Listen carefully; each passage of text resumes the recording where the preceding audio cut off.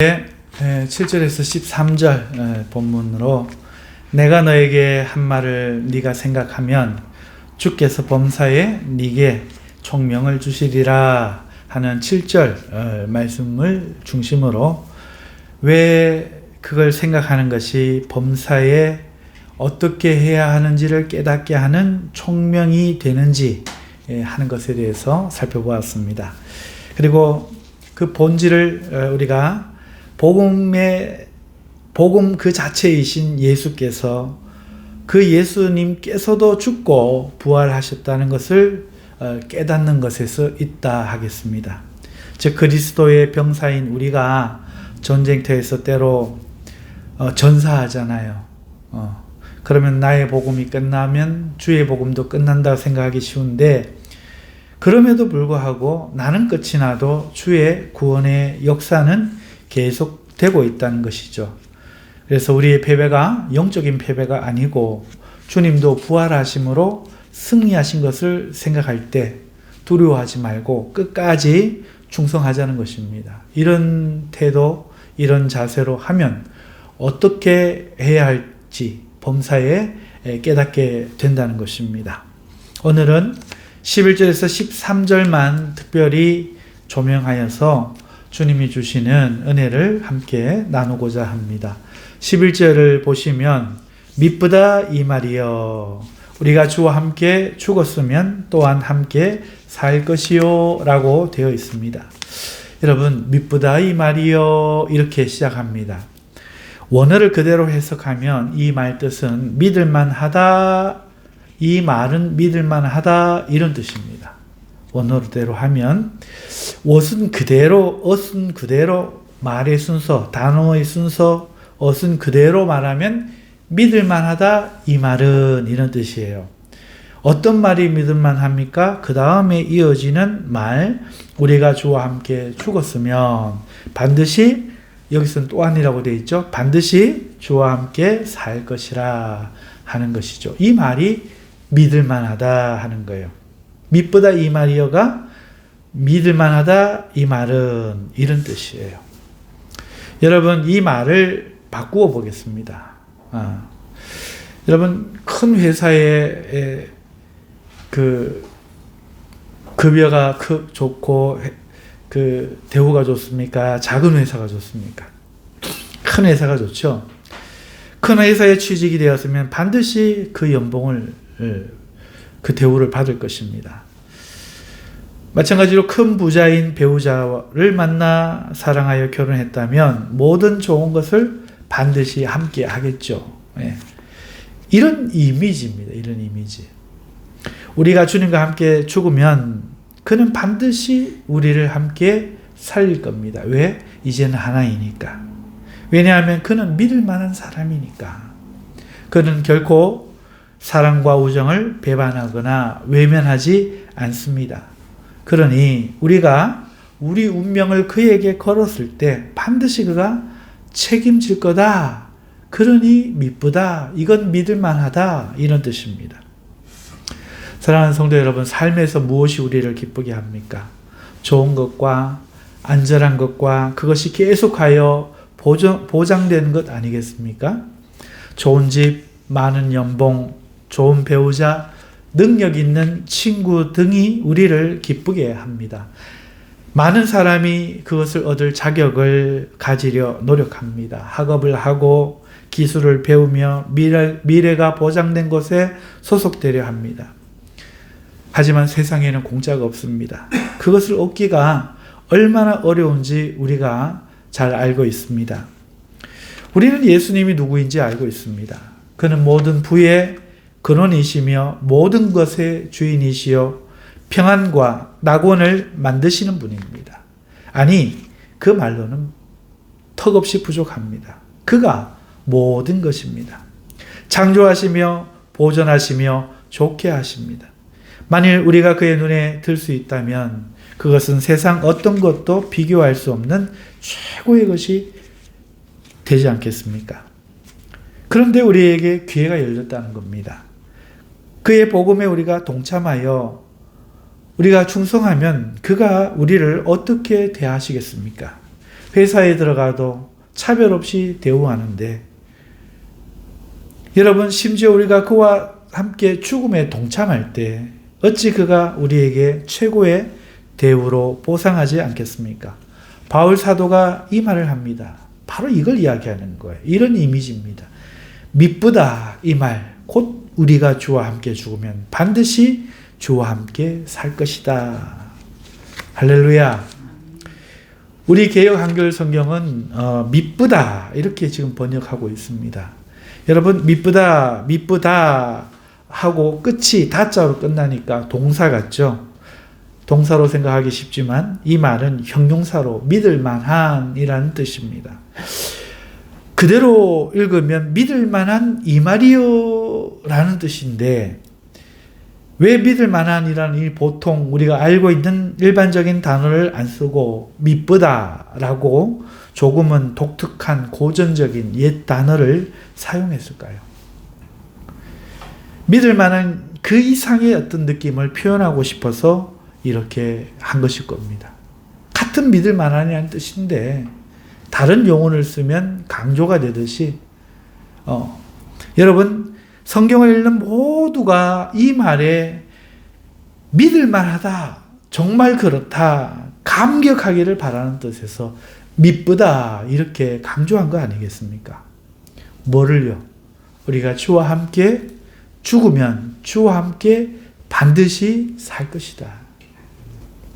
사랑하는 성도 여러분, 주님은 우리의 대박입니다. 우리의 로또요, 우리의 낙원입니다. 그는 그저 그런 명사들, 많은 이름들 중에 하나가 아닙니다. 그는 모든 좋은 것과 모든 생명 있는 것을 대표하는 유일하고 단 하나뿐인 대명사입니다. 그의 이름이 모든 것입니다. 여러분, 이 비유가 적당하지 않겠지만 만일 비유하자면 만일 우리가 이 주님을 제쳐두고 다른 것을 구하는 것은 어떤 것과 같은가 하니까, 당첨된 30억짜리 로또 복권을 내가 한 장 가지고 있는데 몰라, 가치를. 당첨된 줄 몰라. 그래서 누가 나 그거 3만 원에 살게 하니까 3만 원, 만 원짜리 속장하고 바꾸는 것 같은 거예요. 왜? 주님이 모든 좋은 것이니까. 그것의 창조자시고 그가 모든 것의 유일한 대표시니까. 우리는 모든 힘을 다해 그렇기 때문에 그를 구해야 합니다. 그만큼 주님은 가치가 있습니다. 30억짜리 로또하고는 비교가 안 됩니다. 믿는다는 것은 다른 말로 하면 이 가치를 발견하는 일입니다. 예수님이 가치가 있다. 무엇보다도 주님의 가치를 발견할 수 있기를 주님의 축원합니다. 그렇기 때문에 주와 함께 죽을 수가 있는 것이지요. 사랑하는 성도 여러분, 이 가치를 발견하지 못한, 다시 말하면 믿음이 없는 사람은 주를 위해 아무것도 희생하지 못하고 자기 자신만 이야기합니다. 나는. 그리고 속상함만 말합니다. 이래서 속상하다, 저래서 속상하다. 그리고 힘든 것만 말합니다. 이래서 힘들다, 저래서 힘들다. 어려운 것만 말합니다. 이렇게 하는 것이 얼마나 어려운 줄 아느냐? 그게 상식대로 되느냐? 여러분, 물론 힘듭니다. 속상합니다. 어렵습니다. 하지만 그것을 투자할 가치가 있지 않습니까? 주님을 믿는 일에, 주님을 사랑하는 일에. 오늘 우리가 그것을 놔두고 작은 평안함을 찾고 작은 즐거움을 찾고 작은 기쁨을 찾으면 3만 원짜리 하고 바꾸는 거죠. 사랑하는 성도 여러분, 믿음은 우리 주님의 가치를 발견하는 겁니다. 제가 좋아하는 아라비안 나이트 이야기 속에 세상에 보물을 구하러 떠난 왕자의 이야기가 하나 있었습니다. 그 이야기를 보면은 이 왕자가 얻은 마지막 보물은 공주였습니다. 배우자였죠. 사랑하는 성도 여러분, 오늘 우리가 참 인생의 보물이 무엇인지를 알면 그 보물을 아끼고 사랑할 수밖에 없겠지요. 사랑하는 성도 여러분, 우리가 참으로 예수님의 가치를 알고 사랑한다면 오늘 우리는 기꺼이 주님과 함께 죽을 수 있는 줄 믿습니다. 다시 말해서 우리가 하지 않는다는 것은 우리가 그 가치를 아직도 모른다 하는 것입니다. 그러므로 오늘 주님의 가치를 진정으로 발견하시기를 바랍니다. 오늘 12절 말씀 이어서 보시면 참으면 또한 함께 왕노릇 할 것이요 라고 말씀하고 있습니다. 여러분, 세상에서도 좋은 것은 그저 얻어지는 것이 없어요. 논의 곡식과 길의 잡초를 비교해 보십시오. 잡초는 씨 뿌리지 않아도, 밥 매지 않아도 저절로 생깁니다. 저절로 자랍니다. 거름 안 줘도 됩니다. 하지만 우리에게 필요한 곡식은 어떻습니까? 씨를 뿌리고 물을 대고 길쌈을 메고 온갖 거름을 주고 온갖 병충해를 막아주고 해도 태풍과 날씨에 따라 풍성한 결실을 거두지 못하기도 합니다. 나쁜 것은 저절로 되고 좋은 것은 애써도 되기가 매우 힘이 듭니다.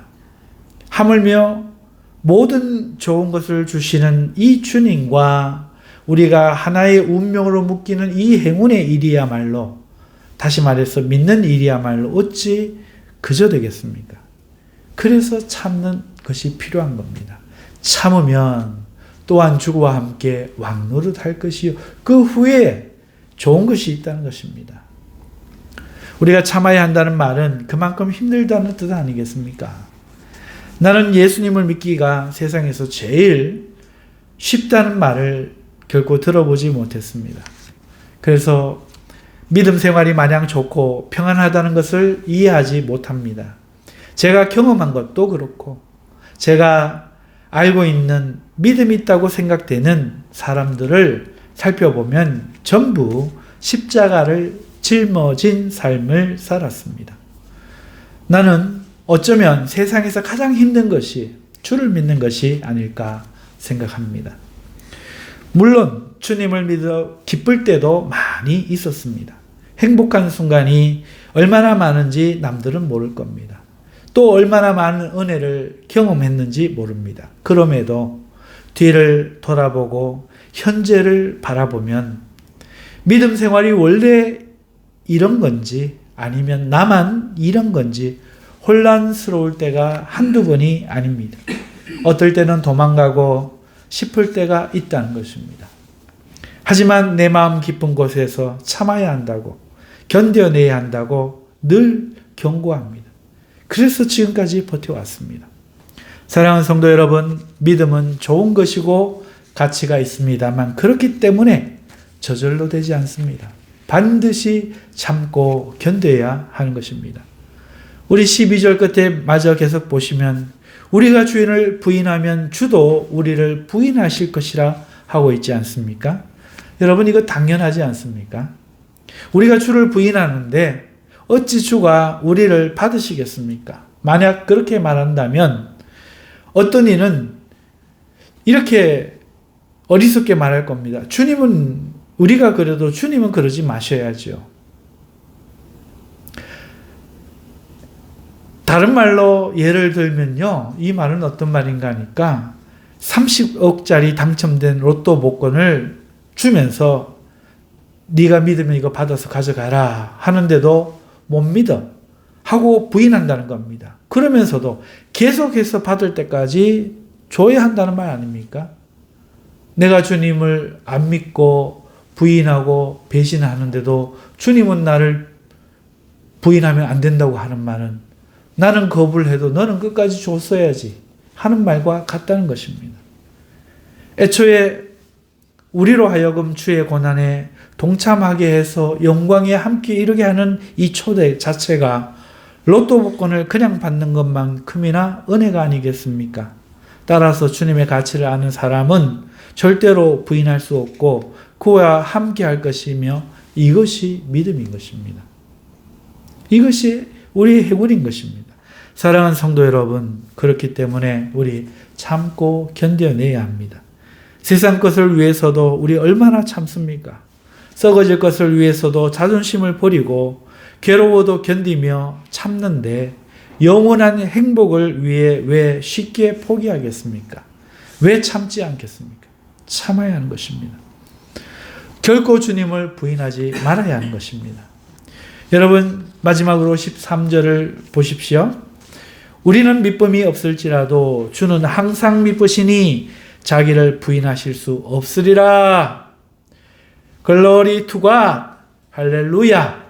하나님께 영광을 돌립시다. 이 말씀을 이 뒤에 저는 붙이고 싶습니다. 우리는 미쁨이 없을지라도 주는 항상 미쁘시니 자기를 부인하실 수 없으리라. 우리는 미쁨이 없을지라도, 이 말을 읽으면 이제는 아시겠지만 이 말은 믿을 만한, 미쁨은 믿을 만한 하는 말이니, 미쁨이 없을지라도 라는 말은 우리는 믿음이 없을지라도 라는 말입니다. 우리는 믿음이 없을지라도 주는 항상 미쁘시니 믿을 만하니 자기를 부인할 수 없으리라. 뭔가 이상하지요. 12절에 우리가 신실해야 주께서 우리를 부인 안 하신다고 했는데 왜 13절에서는 우리는 믿음이 없을지라도 주는 자기를 부인하지 못하고 믿을 만하다. 이게 무슨 뜻입니까? 이 말은 우리의 감정과 우리의 생각이 정말 주께서 그렇게 해 주실까 하고 불신할지라도 우리가 주와 함께 죽으면 주는 그것을 부인하지 아니하시리라, 그런 뜻입니다. 잘 이해가 안 되어서 다시 말씀드립니다. 사랑하는 성도 여러분, 믿음은 감정이 아니라 행함이라는 뜻입니다. 믿고 주와 함께 죽든, 믿지 못하여 갈등하다가 주를 위해 죽든, 다시 말해서 우리의 믿음이 있어서 기꺼이 주와 함께 기뻐하며 죽든, 믿음이 없어서 감정이 흔들리면서 이거 해야 되나 말아야 되나 하면서 어쩔 수 없어서 주님을 위해 망설이고 있다가 죽든, 둘 다 주님께서는 자신과 함께 죽은 것으로 여겨주시지 결코 부인하지 아니하신다는 뜻입니다. 우리는 믿음이 없을지라도, 미쁨이 없을지라도 주는 자기를 부인할 수 없으니, 내가 주를 위해 죽은 것 그 사실을 주인은 자기의 양심에 부인할 수 없고 믿을 만한 사람이니 라는 뜻입니다. 사랑하는 성도 여러분, 우리는 때로 하고 싶지 않고 포기하고 싶고 해서 무엇해야 하나 하는 마음이 듭니다. 그것이 옳은 것은 알지만 마음이 못 따라갑니다. 번번이 내 마음이 걸림돌이 됩니다. 그래서 우리는 진심이 아닌 채 기도하고, 진심이 아닌 채 전도하고, 진심이 아닌 채 예배하러 나오고 그럴 때가 있다는 것입니다. 하지만 주님은 우리가 그런 순간에도 우리의 희생과 섬김을 보고 있습니다. 자원해서 기쁨으로 하지는 못하지만 그럼에도 주를 향한 억지 걸음을 걸을지라도 우리 주님은 그것을 자신과 함께 함이라 여겨주신다는 겁니다. 우리가 주님을 위해 함께 죽으면, 기뻐 죽었든 망설이다가 죽었든 잘못 선택해서 후회하면서 죽었든 주님은 우리를 부인하지 아니하신다는 뜻입니다. 물론 죽음의 자리뿐만 아니라 우리의 일상에서도 기쁨으로 하는 것이 제일 좋습니다. 그것이 이상적입니다. 저도 늘 그래야 한다고 강조하고 있습니다. 억지로 하지 말라고, 왜 기쁨이 없느냐고 늘 강조합니다. 하지만 그렇게 하는 이유가 있습니다. 그냥 해도 주님이 받으시지만 그렇게 강조하는 이유가 있습니다. 인간은 타락하고 죄성이 그 속에 남아있어 약합니다. 하지만 그렇다고 해서 이걸 감안해서 귀찮더라도 하기 싫더라도 그냥 합시다 하는 거 하고, 이런 차상의 것을 권하는 거 하고, 아니면 기쁨으로 하도록 하십시다, 믿음으로 하도록 하십시다, 이 최선의 것을 권하는 것하고 똑같겠습니까? 다른 것입니다. 기왕 주님을 믿고 주님을 섬기며 주를 따르는 길, 우리가 억지가 아니라 기뻐하며 믿음으로 걷기를 진심으로 축원합니다. 마지막에 감정의 상태와는 상관없이 주의 이름을 부르는 자는 구원을 얻으리라 말씀하셨습니다. 우리는 믿을 만한 사람이 아닐지라도 우리가 끝까지 주님을 부인하지만 안 하고 주님과 함께 한다면 투덜대서 하건 기쁨으로 하건 그쪽이 훨씬 낫긴 하지만 그래도 우리는 주님 안에 있고 주님 우리를 붙드실 이 말씀이 얼마나 하나님께 영광을 돌리고 얼마나 우리가 할렐루야 외쳐야 될 귀한 13절의 말씀이 아니겠습니까? 말씀을 맺습니다. 기왕 주님을 믿고 주님을 섬기며 주님을 따르는 길 우리가 진심으로 기뻐하면서 할 수 있기를 축원합니다. 13절 말씀은 우리가 매 순간 그렇지 못할지라도 주님은 그런 우리조차 부인하지 않을 것이라 위로하며 격려하고 있는 것입니다. 사랑하는 성도 여러분, 우리가 주님을 사랑한 것이 아니라 주님이 우리를 사랑하시는 것입니다. 할렐루야! 이상을 품고 열심을 내어 주님을 사랑하고 뒤따라 가야 하겠지만 때로 우리가 그렇지 못할 때 이것을 기억하십시오. 그래도 주님이 나를 사랑하신다. 그래도 주님은 나를 기뻐하신다. 이 믿음으로 끝까지 참고 견디며 주님과 함께 하시기를 바랍니다. 도망치지 마십시오. 끝까지 참고 주님과 함께 견디시기를 주님의 이름으로 축원합니다. 기도하겠습니다. 거룩하신 주님, 오늘 우리의 심령이 주님께 받아지기를 간절히 원합니다. 오늘 우리에게 은혜를 주셔서 우리가 참고 주님의 좋은 그리스도의 군사가 되어 주님과 함께 고난을 함께하며 주님 가신 그 걸음을 따라 걸을 수 있게 은혜 베풀어 주시옵소서. 우리를 붙잡아 주시옵소서. 새롭게 하여 주시옵소서. 예수님의 이름으로 기도하옵나이다. 아멘.